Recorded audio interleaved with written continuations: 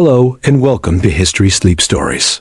You ever hear somebody say they've got a bit of Black Irish in them and just kind of nod, not really knowing what that means?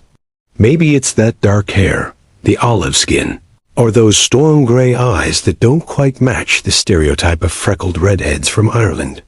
But what if I told you that behind that phrase lies centuries of shipwrecks, invasions, migrations, and even genetic mysteries buried deep in Irish soil?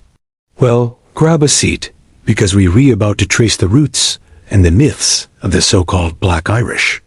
Ireland before the story had a name. Before there were kings, saints, or castles, there was silence. A vast, wild island surrounded by restless gray seas, where the wind combed through valleys and the rain washed over ancient stone. About 10,000 years ago, as the last ice age began to loosen its grip, small bands of hunter-gatherers made their way across a land bridge from what is now Scotland and Wales. These were the first humans to set foot in Ireland, Mesolithic people who fished, hunted, and roamed the thick forests of oak and birch. Archaeologists have traced them through fragments, stone tools, campfires, bones scattered near rivers. Sites like Mount Sandel in County Derry, dating to around 7,900 BCE, tell us that Ireland was home to tiny, close-knit communities. They lived by the rhythm of the seasons, following salmon runs, tracking deer herds, and moving with the tides. These people were dark-featured, small in stature, and carried genes that linked them to early European populations, descendants of Feng, hunter-gatherers who had survived the glaciers of Western Europe. In their bones, scientists found DNA that told a story older than Celtic myth, older than language itself. The first Irish DNA, in 2015, researchers from Trinity College Dublin and Queen's University Belfast sequenced the genome of a woman who lived on Rathlin Island, off Ireland's northern coast around 2000 BC. Her DNA carried traits of the early Neolithic farmers who had come from the Iberian Peninsula, modern-day Spain, and Portugal. That discovery turned the timeline of Irish ancestry on its head. It revealed that Ireland's earliest farmers weren't pale-skinned or red-haired at all. They were dark-haired, with darker complexions and brown eyes, traits inherited from ancient Mediterranean peoples who migrated north along the Atlantic coast. So when people talk about Black Irish, thinking it means some sudden mix with Spanish blood centuries later, genetics reminds us the darkness was there from the very beginning. These early settlers built monuments that still rise from the Irish soil, massive stone tombs like Newgrange, Noath, and Douth, older than the pyramids of Egypt. The builders of light and shadow picture Newgrange, standing in the Boyne Valley for over 5,000 years. A white quartz facade gleaming under rain, wrapped around a circular mound, with a narrow stone passage leading into a central chamber. Once a year, on the winter solstice, a beam of sunlight pierces that passage, illuminating the chamber within, a moment of pure alignment between human design and cosmic rhythm. For centuries, nobody knew why it was built. But now, archaeologists understand it was a solar temple, a monument to life, death, and rebirth. The people who built it were farmers, descendants of those Iberian migrants who brought with them seeds, pottery, and knowledge of the sun. They were genetically distinct from the later Indo-European Celts. Their DNA tells us they had dark hair and olive-toned skin, carrying the same genetic markers still found in modern populations of Spain and Western France. This wasn't a fantasy of Black Irish, sailors washing ashore. It was a deep ancestral layer baked into Ireland's foundation. The Atlantic Highway in the Neolithic and Bronze Ages, the Atlantic wasn't a barrier, it was a highway. Long before written history, trade routes stretched from Iberia up through Brittany, Cornwall, Wales, and into Ireland. Copper and tin from the mines of the Iberian Peninsula made their way north, traded for Irish gold and hides. The people who moved along these coasts shared not only goods, but bloodlines. Genetic studies show that many of the Irish's earliest farmers had ancestors who came by sea from the western edge of Europe. People whose skin tones were darker and whose features echoed Mediterranean roots. So when you look at dark-haired, olive-skinned families along Ireland's western seaboard, you might be seeing echoes of that ancient migration, long before the word Spain even existed. Bronze Age shifts and the coming of change around 2500 BCE, a new chapter began. Bronze arrived, along with metal tools, new burial customs, and new people, the Bell Beaker culture, named for their distinctive pottery. With them came a dramatic shift in DNA. The Rathlin Island men, whose remains date to around 2000 BCE, carried genetic markers from the Pontic steppe region, stretching from modern-day Ukraine to southern Russia. These were the early Indo-Europeans, the same genetic wave that spread across Europe, carrying with it languages that would become Celtic, Latin, and Greek. But here's where it gets interesting. Rather than replacing Ireland's earlier population entirely, they mixed. The result was a complex genetic tapestry, steppe ancestry layered over Iberian farmer roots. Light eyes began to appear, but dark hair and skin persisted, especially in Western Ireland. The myth of the Black Irish was already written in that Bronze Age mix, a living record of thousands of years of movement, blending, and survival on the edges of Europe. Myth meets blood centuries later. Irish mythology would try to explain this blend through story. Legends spoke of Milesians, dark-haired invaders from Spain, who conquered the island and became the ancestors of the Irish. The tale appears in the Leber Gabála Éireann, or Book of Invasions, a medieval manuscript that imagined Ireland's history as a series of waves of settlers, divine, mythical, and human. In the story, the Milesians sail from Iberia to avenge their ancestor Ith, fighting the supernatural Tuatha Dé Danann for control of Ireland. It's myth, of course, but myth often hides a memory. Maybe those monks who copied the Book of Invasions in the 11th century were echoing faint whispers of truth, ancient seafarers who really had come from the south, bringing with them new genes, new gods, and new faces. Science now tells us those early connections with Iberia were real, not through 16th century shipwrecks, but through 6,000 years of prehistoric movement. A land that remembers. Ireland remembers through its landscape. From the cairns on mountaintops to the standing stones and meadows, the island carries the fingerprints of all who walked it.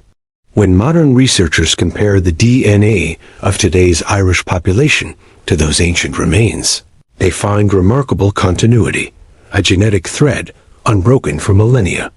Even with all the invasions, conquests, and empires that came later, Ireland's genetic core remains one of the most stable in Europe. And that core, beneath the surface of red hair and freckles, still carries the deep echo of those dark-featured Neolithic settlers. The Black Irish, then, aren't a story of shipwrecked Spaniards or lost armadas. They read part of a story that began when the first humans walked into an empty land and built monuments of light out of stone. So when someone says they've got Black Irish roots, maybe they do. But not from a sailor clinging to the rocks of Donegal in 1588. More likely, it's from a farmer who planted barley beneath the shadow of Newgrange 6,000 years ago, whose descendants carried both darkness and light in their genes. The story of Irish DNA begins not with the Celts, not with conquest, but with the quiet persistence of people who crossed oceans before maps, who looked at the sun and decided to build something that would remember them forever.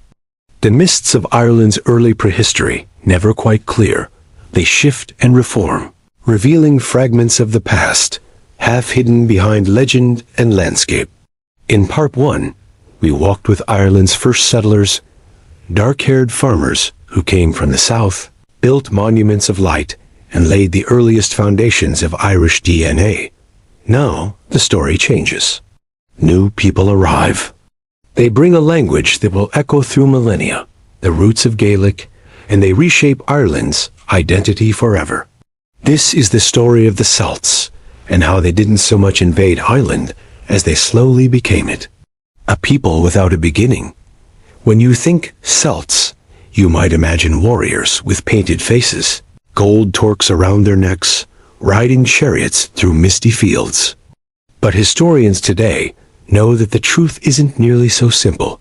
There was never a single Celtic invasion of Ireland. No one great fleet landing on its shores. No one king uniting tribes under a banner of conquest. Instead, the story seems quieter and far longer. Around 1200 BCE, across Central Europe, a cultural flowering began. From the alpine valleys of what is now Austria and southern Germany, a style of art and weaponry emerged. Intricate metalwork, swirling designs, delicate in form, yet fierce in meaning. Archaeologists call it the Hallstatt culture, named after a site in Austria, soon followed by the Latin culture, which spread across Europe by 500 BCE. These weren't empires. They were networks of tribes, traders, and artisans, united by language and shared aesthetics. Their influence stretched from modern-day France and Spain to Britain and Ireland. The language that crossed the sea, one of the strongest clues to Celtic migration, lies not in weapons or pottery, but in words. The ancient Irish language, Old Gaelic, belongs to the Celtic branch of the Indo-European family, cousins to Welsh, Breton, and Cornish, and more distantly related to Latin and Greek. This linguistic family tree suggests waves of Indo-European speakers spread westward across Europe thousands of years ago. Some reached Britain. Others sailed across the narrow sea to Ireland. By 500 BCE, Celtic culture, or perhaps more accurately, Celtic influence, had reached the island. But here's the fascinating part. DNA studies suggest that while Ireland's language and art changed, its genetic base remained largely the same. In other words, the Celts might not have conquered Ireland. They might have simply blended into it. Genes and Continuity Recent Genetic Mapping by Trinity College, Dublin, and the Royal College of Surgeons confirms what archaeologists long suspected. There is no sudden genetic shift in Ireland around the Iron Age, the supposed Celtic period. Instead, the same DNA lineages that appear in the Bronze Age continue right through to the Iron Age and into medieval times. That means that the Irish Celts weren't a brand new people. They were the descendants of those early Neolithic and Bronze Age farmers, gradually adopting new languages, beliefs, and technologies from continental Europe. In short, the Celts didn't erase Ireland's earlier story. They added a new chapter to it. Myths that remember. Long before modern DNA studies, the Irish tried to explain their own origins through story. The medieval monks who compiled the Liber Gabála Éireann, or Book of Invasions, described Ireland's past as a cycle of waves, each new people rising and falling, until the final conquerors, the Milesians, arrived from Spain. These Milesians, said to be the ancestors of the Gaels, were dark-haired, proud, and fierce, and their leader, Erimon, established the first Gaelic dynasties. Though mythic, this story feels like an echo of that real process. Outsiders arriving, merging, adapting, until the old and new became indistinguishable. It is myth as memory, a poetic way to explain how one identity evolved out of another. Iron, trade, and transformation. By around 600 BCE, Ireland was entering its Iron Age. Bronze, once the height of technology, was replaced by stronger, sharper iron. Weapons, tools, and jewelry took on new forms, often decorated with swirling Latin motifs, spirals, triskells, and knotwork that still define Celtic art today. Hill forts began to appear across the countryside, like Emain Mesha, Navan Fort in Ulster, Tara in Meath, and Dunalan in Kildare. These were not just fortresses. They were symbols of power, ritual centers, and the heart of early Irish kingship. Inside their ramparts, druids chanted, smiths forged blades that glowed orange in the firelight, and storytellers kept ancestral memory alive. The people who lived there were already calling themselves something close to Gael, the name that would define Ireland's language and people for 2,000 years. Fire and faith religion, too, was transforming. The gods of the old farmers, spirits of sun and soil, began to merge with new Celtic deities of war, water, and wisdom. Names like Brigid, Law, and Danu appear in myth and later Christianized lore, surviving as saints and stories. Across the island, stone circles and ritual enclosures were repurposed, ancient sacred spaces given new life. The continuity is breathtaking. Even as new beliefs arrived, the Irish instinct was never to destroy the old, but to fold it into the new, layer upon layer, like the genetic record itself. The face of the Gael, if you could have stood in an Iron Age village around 400 BCE, you might have seen people whose faces wouldn't look out of place in modern Ireland. DNA analysis tells us that much of the population still carried those Iberian genes from millennia earlier. Dark hair, olive or tan complexions, hazel eyes. Others showed the influence of later Indo-European ancestry, lighter skin, blue or green eyes, and fairer hair. That blend, light and dark, north and south, became the genetic palette of Ireland. And from that mix emerged something the world would later romanticize as the Black Irish. Look, not imported by shipwrecks, but cultivated over thousands of years by migration, intermarriage, and adaptation. Tribal Ireland, by the centuries just before Christ, Ireland was a patchwork of tribal kingdoms, tuatha, each ruled by a local king and his nobles. Names like Irain, Lagan, and Ulaid appear in the earliest records. They fought, traded, and intermarried, a complex web of alliances that prefigured medieval Ireland. At the same time, Ireland remained isolated yet connected, untouched by Rome, but aware of it. Roman coins have been found along the Irish coast, hinting at trade and contact, but never conquest. Ireland was watching from the edge, a land both apart from and deeply connected to Europe's changing tides. Archaeological echoes, if you visit the Hill of Tara today, standing among its grassy rings, it's easy to forget that beneath those gentle slopes lie the remains of a vast ceremonial complex, one that predates even the earliest Celtic kings. At Navan Fort, archaeologists found the remains of a massive timber structure, built around 95 BCE, deliberately burned and buried in ritual. These were acts of symbolism, sacrifice, and faith, a merging of old earth worship and new Celtic cosmology. And through it all, the genetic thread of Ireland remained remarkably intact, still anchored to its early Iberian and Atlantic ancestors. The science of blending geneticists have mapped Ireland into regional clusters, each preserving echoes of ancient lineages. Western counties like Connemara and Kerry often show higher traces of early Neolithic DNA, the oldest European heritage, while eastern regions reflect more of the later migrations. But even these differences are subtle. Ireland's population, despite thousands of years of change, remains one of the most genetically continuous in Europe. The so-called Black Irish traits, darker hair, olive skin, piercing eyes, are not exotic imports, but the quiet persistence of ancient genes that never left. Reflection, the making of a people by the dawn of the first millennium. Ireland was fully Celtic in language, art, and culture, yet still deeply itself. The people who built Newgrange and those who recited early Gaelic poetry shared the same land, and in many cases, the same blood. From Iberian farmers to Indo-European herders, from stone temples to iron swords, the story was one of evolution, not erasure. The Black Irish identity, then, is not a mystery born of shipwrecked Spaniards, but a visible reminder of how deep Ireland's roots run, how its people, over thousands of years, carried both the memory of the South and the spirit of the North. As the centuries rolled on, Ireland would meet new arrivals again, invaders from the sea whose ships cut through fog and fire. They would change the island's story once more, and in their wake, leave myths that would last for centuries. The Atlantic is a strange storyteller.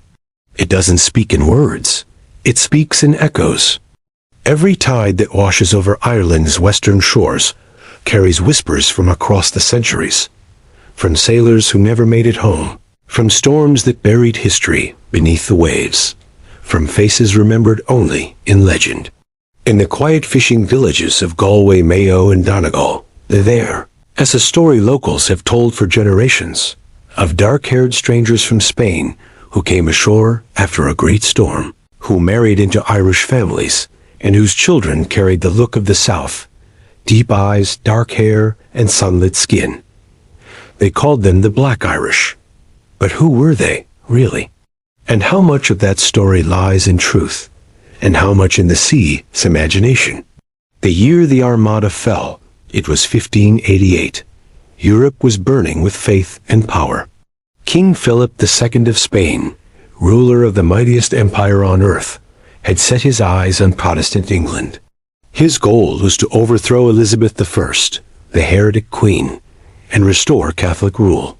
He built a fleet of nearly 130 ships, carrying 30,000 men, sailors, soldiers, priests, and supplies, and sent them north across the Bay of Biscay toward the English Channel.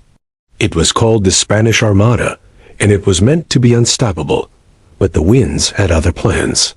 English fire ships scattered the fleet in the Channel. Storms pushed the broken remains north around Scotland, and then down the Irish coast. By the time they reached those cliffs and bays, battered the Irish shore becomes a graveyard. From September to October 1588, more than 24 Spanish ships were wrecked along the western Irish coast from Donegal to Kerry. Hundreds, perhaps thousands, of sailors drowned or were captured. Local records, letters, and English dispatches tell the story. At Streatig Strand, County Sligo, 3 ships went down in a single storm. At Blacksod Bay, wreckage washed up for days. At the Blasket Islands, corpses littered the shore. Some sailors managed to swim ashore, clinging to wreckage. A few were hidden by Irish villagers, people who, though under English rule, still felt kinship with the Catholic cause of Spain. But the English governor, Sir Richard Bingham, ordered that all survivors be executed as enemies. Many were hanged, some were beheaded, and others quietly vanished, swallowed into Irish households, or into myth.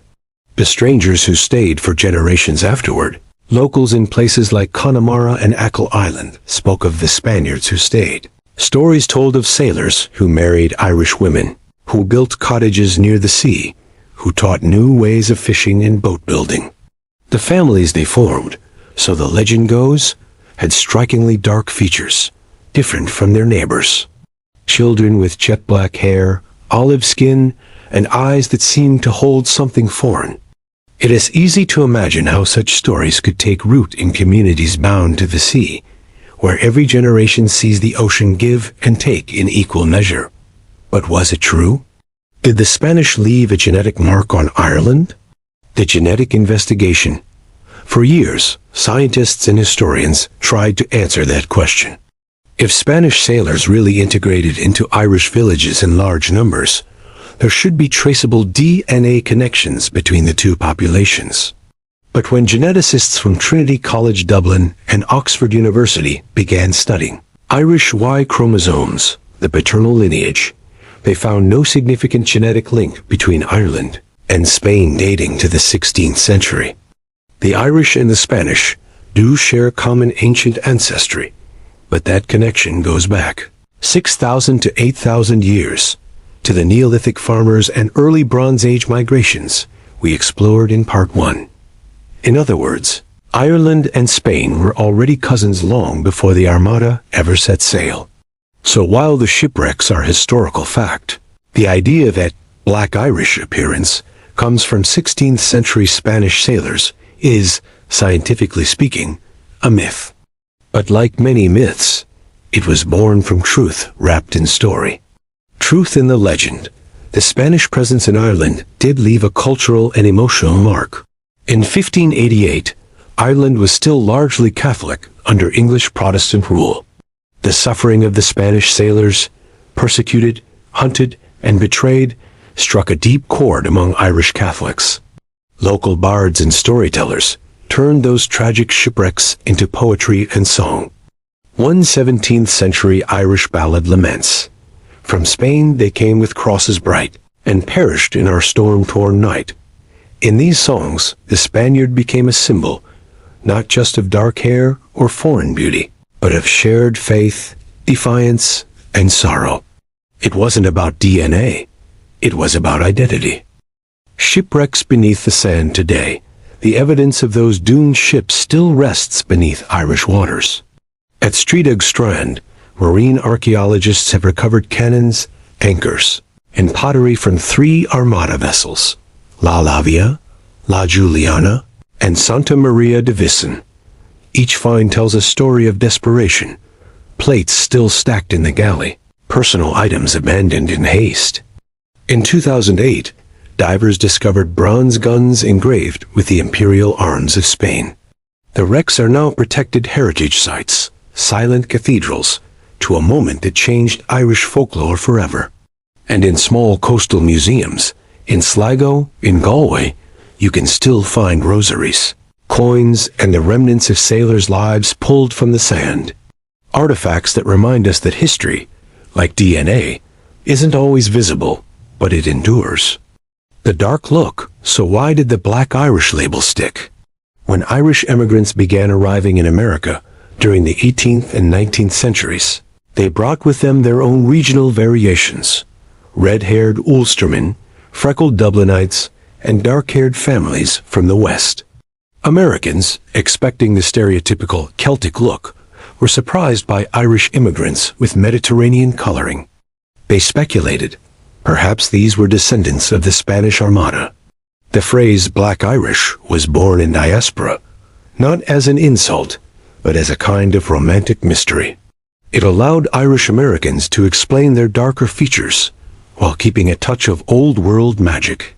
The science of appearance modern. Genetics helps explain why dark hair and olive skin are so common in Ireland, especially in the West. The MC1R gene, responsible for red hair, varies widely across populations, but Ireland's genetic diversity means that darker pigmentation genes from ancient Iberian ancestry are still widespread. So the so-called Black Irish look is less about shipwrecked Spaniards and more about the persistence of ancient genes from those first Mediterranean farmers who reached Ireland over 6,000 years earlier. Their descendants never left. They simply adapted, surviving through new ages and new identities. History layered like sediment. Think of Ireland's west coast not as a single story, but as layers of memory. At the bottom, the first farmers from Iberia. Above them, Bronze Age warriors from the steppe. Then the Celts, the Norse, the Normans, and finally, the ghosts of the Armada. Each left something behind. A word, a belief, a gene, or a legend. The Black Irish myth may have begun as a misunderstanding, but it captured something profound, that Ireland's bloodline is not one of purity, but of persistence. And the sea, always the sea, was the thread connecting every chapter. Echoes in modern times to this day, some families along the western seaboard proudly claim Armada ancestry. In Dingle, County Kerry, a few surnames, like Marino or Blanco, appear in parish records dating back centuries. Historians caution that most of these are later introductions, not direct Spanish survivals. Yet every summer, Spanish visitors still travel to those coasts to pay respects at Armada memorials, small plaques near windswept beaches where their countrymen died. And in 1988, on the 400th anniversary of the Armada, Spanish and Irish navies held a joint ceremony off the Sligo coast, laying wreaths for the lost sailors. The myth lives on, not in blood, but in memory, song, and kinship. Reflection. The sea never forgets. Standing on the cliffs of Donegal at sunset, you can see how myth and history blend together. The Atlantic below, restless, endless, looks the same as it did in 1588. And maybe that's why the legend endures. Because sometimes, people don't just need facts. They need stories that connect them to something larger, something that feels true, even if it isn't measurable. The Black Irish identity grew from that same longing to explain the familiar stranger in the mirror, to connect with the mystery of where we come from. So perhaps the real gift of the Spanish Armada wasn't in the few survivors who may have stayed, but in the story it left behind. A story that gave voice to Ireland's deep connection to the wider world, to faith, to loss, and to the sea itself. By the 9th century, Ireland was no longer the quiet island of scholars and saints it had once been. The tides of the North Atlantic had begun to carry something new to its shores. Long, narrow ships with carved dragon heads and sails like blood-red wings. From the sea came strangers, men with strange tongues, bright axes, and pale hair that gleamed under gray Irish skies. The Vikings had arrived. It was the year 795 CE, when the monastery at Lambay Island, just off the coast near Dublin, was raided. It was a small outpost, a cluster of monks, stone huts, and manuscripts painstakingly copied by candlelight.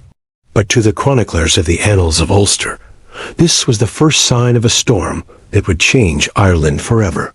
For decades after, those sleek Norse ships appeared again and again, first to raid, then to trade, and finally to settle. The Norsemen on Irish shores. By the early 9th century, Viking long forts, fortified camps, dotted the Irish coastline. They began as temporary bases, built for storing plunder and repairing ships, but over time, they turned into something much more permanent. Names we know today: Dublin, Limerick, Waterford, Cork, Wexford, all have Norse roots. Dublin, the Black Pool, became Dublin. Veisafjörður, the fjord of the mudflats, became Wexford. The Norse weren't just raiders. They were city builders. Archaeologists have unearthed Viking artifacts beneath the modern streets of Dublin: silver arm rings, brooches, ship rivets, even fragments of Scandinavian-style houses.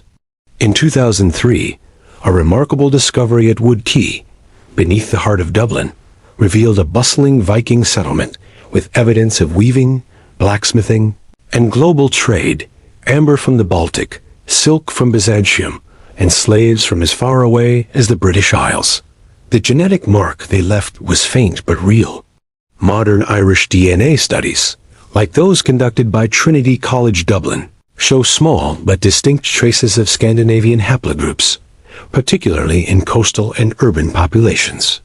These Norse genes introduced new genetic diversity to a population that had already been shaped by thousands of years of Iberian and Celtic ancestry. Bloodlines and blending at first, the Irish and Norse clashed fiercely. Monks recorded the Vikings as pagani, pagans who defiled churches and scattered holy relics. But as decades passed, the lines between invader and native began to blur. Norse men took Irish wives. Irish warriors served Viking kings. In Dublin, the descendants of Norse settlers began to call themselves Ostmen, men of the East. They were neither fully Norse nor fully Irish, but something in between. By the time of the legendary Viking king Sigtrygg Silkbird, around the year 1000 CE, Dublin had become a cosmopolitan city, a place where Gaelic traders, Norse craftsmen, and Christian monks all lived side by side. When geneticists analyzed remains from Viking burial sites near Dublin and Limerick, they found a blend of Scandinavian and Gaelic lineages, a merging of bloodlines that quietly reshaped Ireland's genetic tapestry. And interestingly, while the Norse are remembered for their pale features, fair hair, blue eyes, and light skin, their intermarriage with the native Irish created families that defied easy stereotypes. Darker hair, darker complexions, and mixed phenotypes became more common along coastal regions where Viking influence was strongest. The Black Irish appearance, centuries later, may have found subtle roots here, not from Spain, but from 1,000 years of blending at the edges of empire and invasion. The Norman arrival, 1169 CE, but if the Vikings had been a storm, the next wave came like a flood, organized, armored, and sanctioned by crown and church. In 1169 CE, a new force landed on Ireland's southeastern shore. The Normans, descendants of Vikings who had settled in France 2 centuries earlier. Led by Richard de Clare, known as Strongbow, they came first at the invitation of an Irish king, Diarmait mac Murchada, seeking help to reclaim his throne. But what began as a local feud soon opened the door to English influence that would last for 800 years. The Norman invasion was more than a military conquest, it was a cultural overhaul. Castles rose over river valleys and hilltops. Trin Castle, Carrickfergus, Kilkenny, and Dundrum, each a fortress of stone and power. Towns expanded around these keeps, bringing new architecture, new trade systems, and new names. The Normans intermarried with Irish nobility, and over generations, many of them went native, adopting Gaelic customs, language, and even law. The Fitzgeralds, the Butlers, the Burkes, families who had once been Norman, became pillars of Irish aristocracy. Genetically, this period saw another layer added to the Irish DNA mosaic. The Normans brought continental European genes, French, Flemish, and Anglo-Saxon, that mixed with Gaelic and Norse bloodlines. A patchwork of peoples. By the 13th century, Ireland's population had become a true melting pot of northern and western Europe. Gaelic Irish, descendants of the ancient Celts and pre-Celtic settlers. Norse Gaels, heirs to both Viking raiders and Irish kings. Anglo-Normans with continental and English ancestry. And in some southern ports, traces of Iberian and Mediterranean merchants who traded along the Atlantic coast. Each wave layered new genes, new languages, and new identities over the old. The island's story wasn't one of replacement, but of accumulation, a deep, slow blending of people across centuries. Surnames tell the tale as much as DNA. Mac and O mark Gaelic lines. Names like Fitzgerald or Fitzpatrick carry Norman roots. Scandinavian traces hide in names like Doyle, from Y-dub Gael, meaning descendant of the dark foreigner, an echo of the Viking settlers once called Duv Gael. And through it all, the idea of darkness, in name, in complexion, in legend, persisted. Darkness and identity, it's here, somewhere between the 12th and 14th centuries, that the legend of the Black Irish begins to take a deeper symbolic shape. It wasn't yet a phrase, not in any written record, but the imagery was already there. Families of darker hair and eyes in a land often romanticized for its fair looks. Historians suggest that the variation in physical traits across regions, darker features more common in the West and South, reflected centuries of local isolation mixed with foreign genes from the Norse and Norman settlers.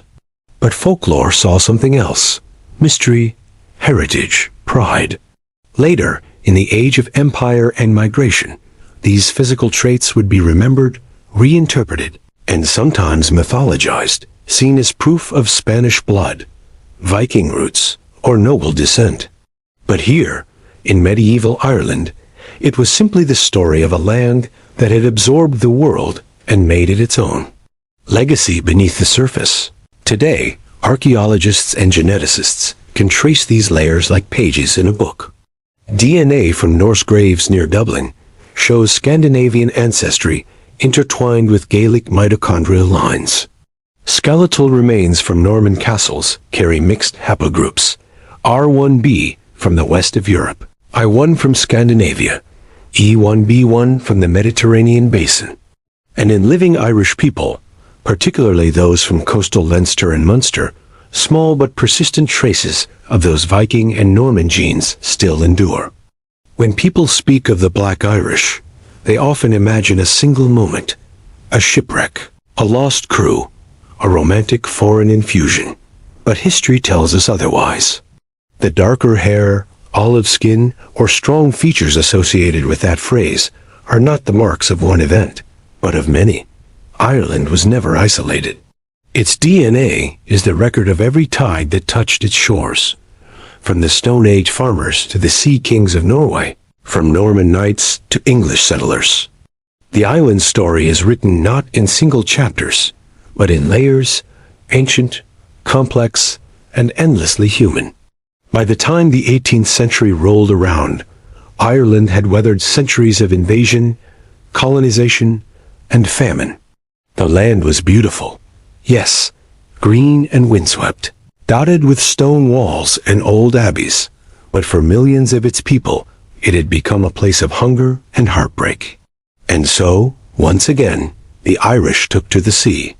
This time, not as monks or raiders, not as conquerors or traders, but as emigrants. Men and women leaving home with little more than a bundle of clothes and a memory of the soil beneath their feet. They carried songs, stories, and unknowingly, their DNA, the genetic signatures of millennia. And among them, across oceans and generations, a phrase would begin to echo. We're the Black Irish, the Great Departure. The story begins in the 1700s, when the first large waves of Irish settlers began crossing the Atlantic. Many were Scots-Irish, Protestants from Ulster seeking religious freedom and land. Others were Catholics, escaping English oppression and harsh penal laws that had stripped them of rights and property. By the 1840s, with the onset of the Great Famine, Ireland's greatest exodus began. Between 1845 and 1852, over 1 million people died, and another million fled, packed into ships so overcrowded that they came to be known as coffin ships. New York, Boston, Philadelphia, Baltimore. Their ports teemed with weary faces, hollowed by hunger, but lit by a stubborn spark of hope. For many of them, the journey was the final link in a chain, stretching back through centuries of mixing. Gaelic, Viking, Norman, and English bloodlines all carried in their veins. When these emigrants arrived in America, they carried not just names but appearances that didn't. To always match the common image of Irish. Among them were people with darker hair, darker eyes, and complexions that looked Mediterranean, traits that had always existed in Ireland, but now took on new meaning in the New World. A new understanding today, the phrase Black Irish, survives less as a scientific label and more as a cultural echo, a whisper from the past. In America, it means different things to different families. For some, it's about appearance. For others, it's about identity, about belonging to a people who endured, adapted, and found their place in a foreign land. And maybe that is the heart of it.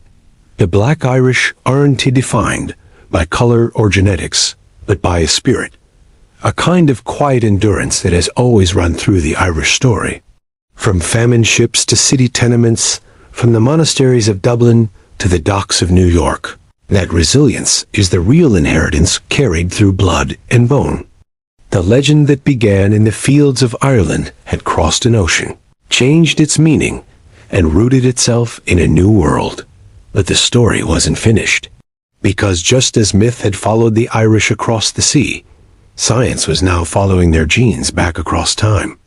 In the next part, we return to Ireland, not through myth, but through the microscope, to see what modern DNA truly reveals about the origins, migrations, and mysteries behind the phrase Black Irish. If you could take a drop of Irish blood from anyone, anywhere on the island, and stretch it under a microscope, you'd see something extraordinary. Not a single origin, not a simple story, but a map. A living record of migrations, invasions, and quiet generations who never left their valleys or their coasts.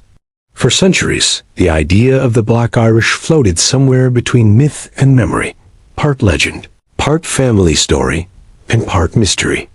But in the last few decades, that mystery has begun to unfold, not through poetry or folklore, but through science. The story of Irish DNA is no longer hidden in the mist. It's written in the molecules of every heartbeat that has ever called the island home. The ancient genome awakens. In 2015, A team of geneticists from Trinity College Dublin and Queen's University Belfast published a groundbreaking study. They analyzed the genomes of 3 ancient Irish men found on Rathlin Island off the northern coast. These remains dated back to around 2000 BCE from the Bronze Age. What they found changed everything.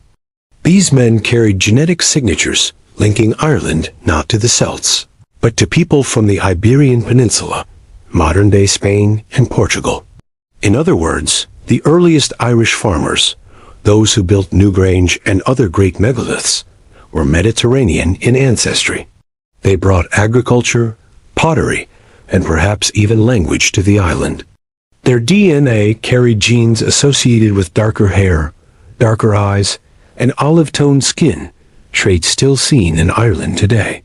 This finding echoed a truth older than myth, the so-called Black Irish. Features didn't come from shipwrecked Spaniards in the 1500s. They had been there for thousands of years. Before the Celts, before the Celtic languages ever arrived, Ireland was home to diverse prehistoric peoples. The Mesolithic hunter-gatherers who settled the island around 8000 BCE were likely dark-skinned, blue-eyed people, genetically similar to early populations in Britain and Western Europe. Later, Neolithic farmers migrated north from the Mediterranean through Iberia and France. These communities built the Great Passage tombs, Newgrange, Knowth, Douth, and they carried the same darker pigmentation genes identified in modern populations. So while mythology once credited the Celts with shaping Irish identity, genetics reveals something deeper. Ireland's first inhabitants were already distinct, carrying lineages that trace back to the dawn of Europe itself. The dark in the Black Irish may, in a way, be a memory of those earliest ancestors, the farmers of the Stone Age, whose features still flicker through Irish faces today. The Celtic overlay for centuries. Scholars assumed the Celts invaded Ireland around 500 BCE, sweeping in from Central Europe and replacing earlier peoples. But modern DNA evidence tells a different story. Rather than invasion, there was integration. The Celtic culture, its language, art, and religion, spread across Ireland without replacing its people.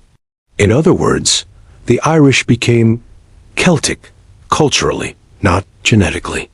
Modern Irish DNA still bears strong continuity with those early Neolithic and Bronze Age ancestors. The dominant Y-DNA haplogroup in Ireland, R1BM269, arrived from Western Europe thousands of years ago and remains among the most common in Europe today. In fact, Ireland has one of the highest concentrations of R1b lineages in the world, around 85% of men, suggesting deep prehistoric continuity, not constant replacement. So the Black Irish look, far from being an anomaly, may simply represent the older, original Irish, the descendants of the island's first farmers and builders. Layers of change, Vikings, Normans, and beyond, but history didn't stand still. Between 795 CE and 1169 CE, 2 major foreign influences arrived, the Vikings and the Normans. Genetic evidence from remains in Dublin, Waterford, and Limerick confirms what chronicles only hinted at, that Viking settlement left a tangible, if subtle, mark. Around 5 to 10% of modern Irish men carry Scandinavian Y chromosome lineages, particularly the I1 and R1A haplogroups, common in Norway and Denmark. Then came the Normans, originally Norse themselves, but genetically closer to the French. Their influence introduced small traces of continental European DNA haplogroups like E1B1 and J2, often associated with Southern Europe and the Mediterranean basin. It's here that the story becomes beautifully tangled. Dark-haired Irish descendants might share ancestry both with ancient Iberian farmers and with later Mediterranean-connected Norman lines. That diversity, spread across generations and regions, created the spectrum of features we still see today, from fair to olive, red to black, blue-eyed to brown. Mapping the modern Irish genome in 2017, researchers at Trinity College and the Royal College of Surgeons in Ireland published the largest ever genetic map of the Irish population. They analyzed DNA from over 1,000 Irish people with deep local ancestry, meaning their grandparents were all born within the same region. What they found was astonishing. Ireland is genetically diverse, divided into at least 10 distinct clusters, each corresponding almost exactly to ancient kingdoms.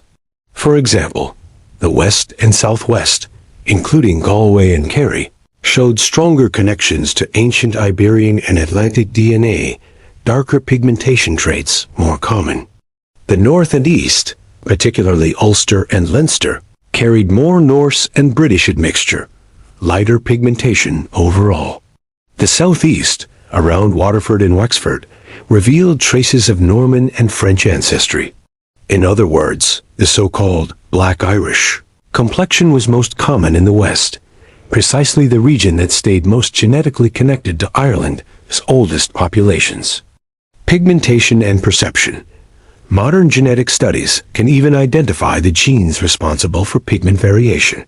Two of the key markers, OCA2 and SLC24A5, control melanin production, and while Ireland is famed for its fair skin, these variants show ancient diversity. The earliest Irish genomes had a mix of light and dark traits, proving that pale skin only became dominant relatively recently, due to northern climate and dietary adaptation. So when we look at someone with black hair, olive skin, or deep brown eyes from Galway or Kerry, we're not seeing foreign ancestry, we're seeing ancient Irish ancestry. What about the Spanish Armada? The legend persists. Spanish sailors washed ashore in 1588 and changed Ireland's gene pool. But genetics tells a quieter truth. When scientists compared modern Irish DNA to Spanish populations, they found similarities, but not because of the Armada. The link runs far deeper, to the prehistoric migrations that shaped all Atlantic Europe. The Irish and the Spanish share a common ancient origin in the Atlantic Bronze Age, when trade and culture spread along the coasts of Iberia, France, and Britain, thousands of years before the Spanish Empire even existed. So while the Black Irish may look Mediterranean, it is not because of shipwrecks. It is because of shared ancestry that predates even history itself. The DNA of resilience. There's a poetic symmetry in the science. Every invader, every settler, every migrant left something behind. A gene, a story, a strand of hair that carried forward through generations. But the overwhelming truth is continuity. Despite conquest, famine, and exile, the Irish genome has remained remarkably stable for nearly 4,000 years. The people who built Newgrange share bloodlines with those who fought the Vikings, who built castles, who crossed the Atlantic, and who now walk the streets of Dublin and Cork. And within that continuity lies the quiet truth about the so-called Black Irish. They are not a separate people or a lost lineage.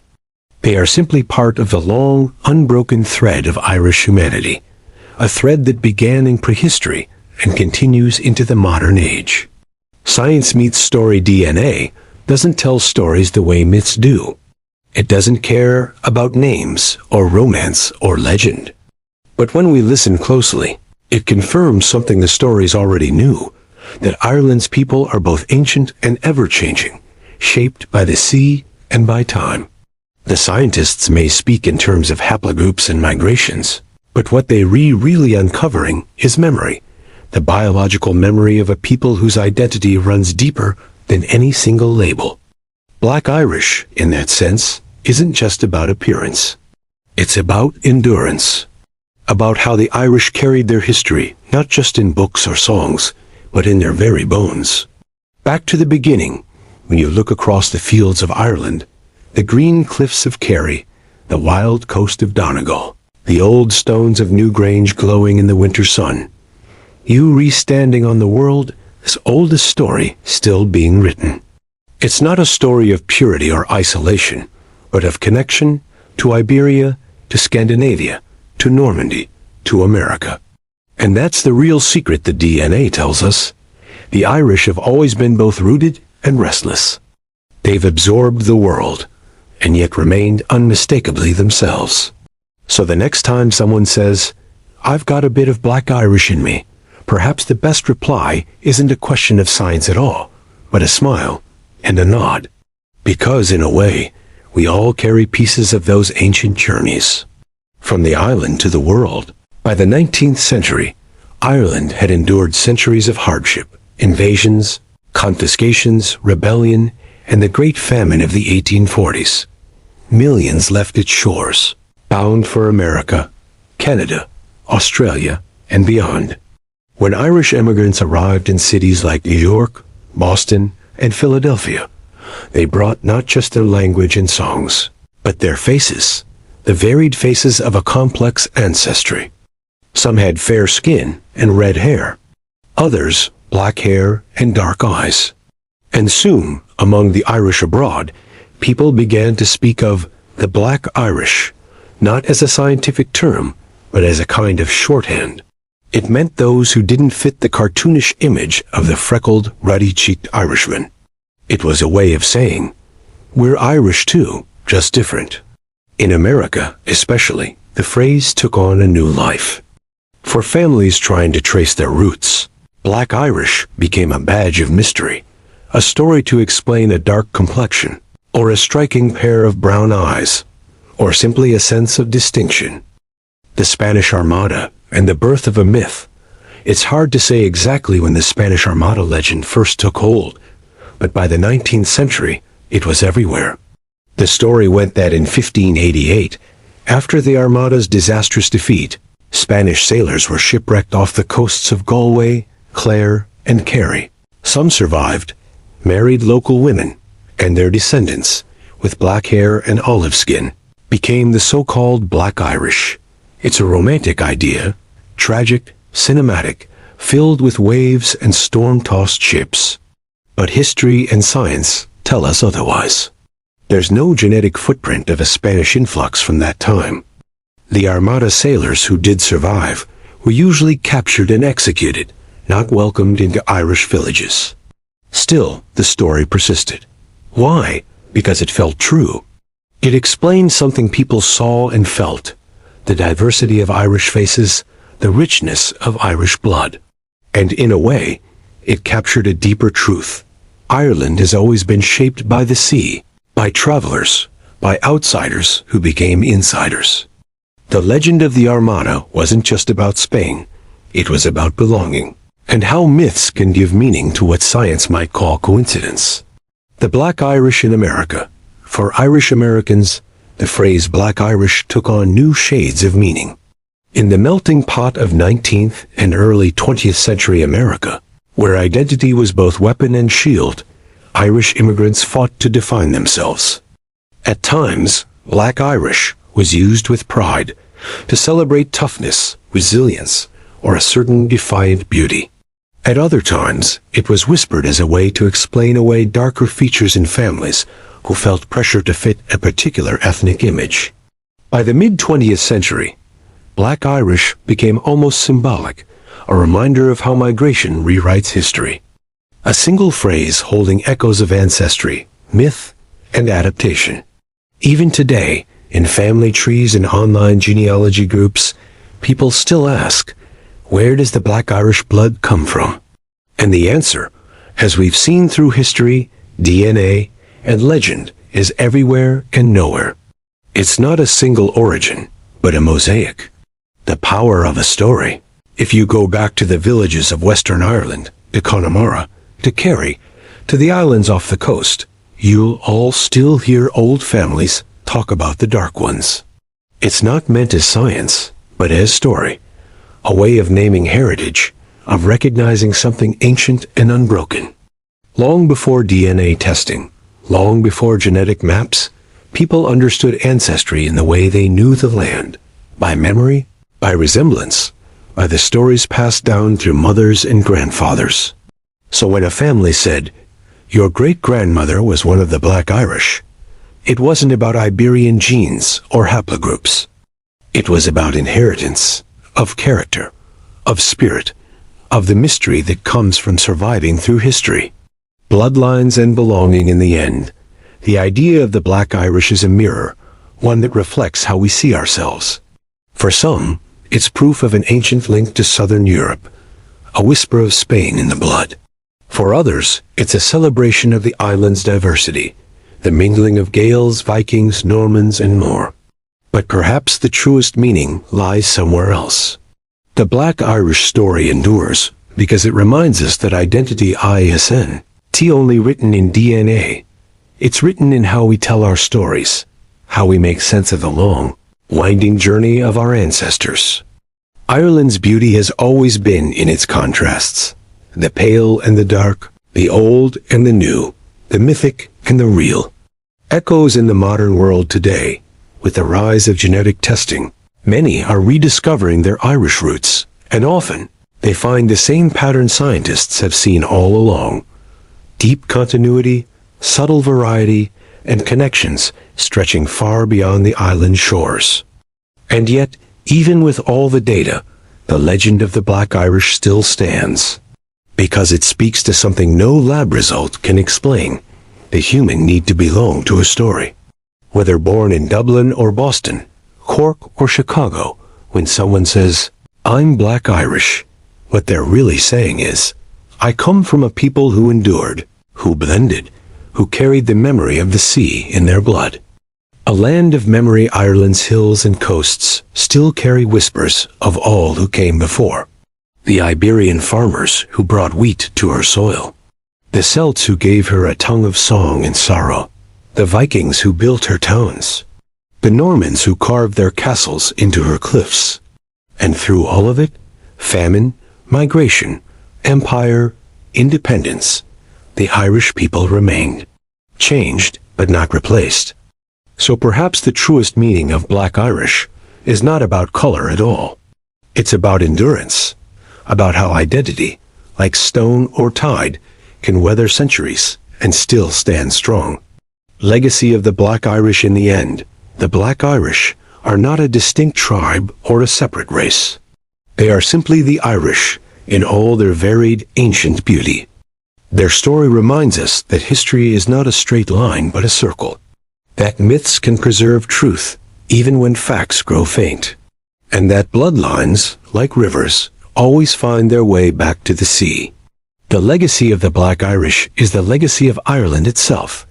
A story of connection, of loss, of laughter, and of love that crosses generations. Because whether your eyes are blue or brown, whether your hair is red or black, if your roots reach back to that island of rain and song, you carry the same flame, the same old light that has burned in Irish hearts for 10,000 years. And so, we close this journey through time, from prehistory to modernity, from DNA to legend. If you've listened through every part of this story, you've walked alongside the ancestors of an island whose people have never stopped evolving, never stopped remembering. Thank you for joining us through the history of Black Irish DNA. And if you enjoyed this story, stay tuned, because here at History Sleep Stories, there's always another mystery waiting beneath the surface of time. Good night.